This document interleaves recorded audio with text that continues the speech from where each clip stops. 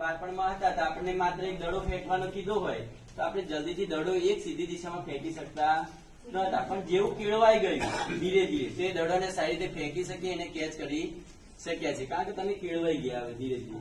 તો એનાથી તમારું માનસિક સંતુલન પણ બનતું રહે છે કે દડો એકદમ સ્પીડમાં આવે છે. કોઈ તમે કદાચ ક્રિકેટ રમતા હશો તમને આઈડિયા હશે કે એક જ સ્પીડમાં આવે છે, કેટલે ઝડપથી તમે કેચ કરી શકો છો.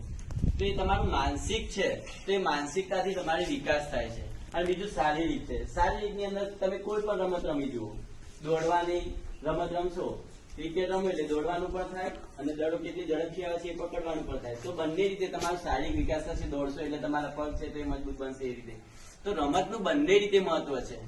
ખેલ મહાકુંભ સાહેબ જો તમે ક્યાંય મોટી કક્ષાએ જોવા જાઓ તો તમને એનો આઈડિયા આવે કે કેવી કેવી રમતો રમાય છે. ગઈકાલે બોડેલી ખાતે જે રમતોત્સવમાં ભાગ ખાલી જે કાર્યક્રમ થયો ત્યાં તો એ રમતોત્સવમાં 1.5 લાખ સુધીના બધાને ઇનામ મળેલા છે. સ્કૂલોના હતા નામ કઈક, બરાબર. તો એ એટલે સુધી છે. અને અમુક બાળકો તો છેક રાજ્ય લેવલ સુધી, અહીંયા છોટાઉદેપુરનું કાલે બોલતા હતા કે છોટાઉદેપુરના બાળકો છે કે જે રાજ્ય લેવલ સુધી પહોંચેલા છે. તો આપણે પણ અહીંયા માત્ર આટલા સુધી નહીં પણ અહીંથી આપણે જિલ્લા સુધી પહોંચીએ, જિલ્લાથી રાજ્ય સુધી પહોંચીએ એવી કોશિશ કરીએ. અને એટલી બધી જે પણ રમત આવે, ચાહે લાંબી કૂદ આવે, ચાહે 100 મીટરની દોડ આવે કે પછી કોઈ પણ, અહીંયા તીરંદાબાજી છે સૌથી સારામાં સારી કરી શકે છે. તો એવી બધી કોઈ પણ પ્રવૃત્તિ છે, કબડ્ડી છે, ખોખો છે, વોલીબોલ છે, આ તમામ પ્રકારની રમતો છે. તો રમતોમાં તમે આપણે એવું કહીએ છીએ કે ચલો શિક્ષક નથી અથવા તો એને ગાઈડ કરનારા વ્યક્તિ નથી, પણ આપણે મોબાઈલ તો દરેક પાસે છે ને, દરેક પાસે મોબાઈલ તો ઘરમાં એક તો હશે ને હશે.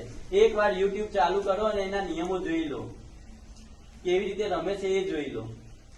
તમે જાતે કોશિશ કરો, તમારી 6 જણની વોલીબોલ રમો છે, 6 જણની આ બાજુ ને 6 જણની આ બાજુ ટીમ બનાવો અને તમે રમો, બરાબર ને.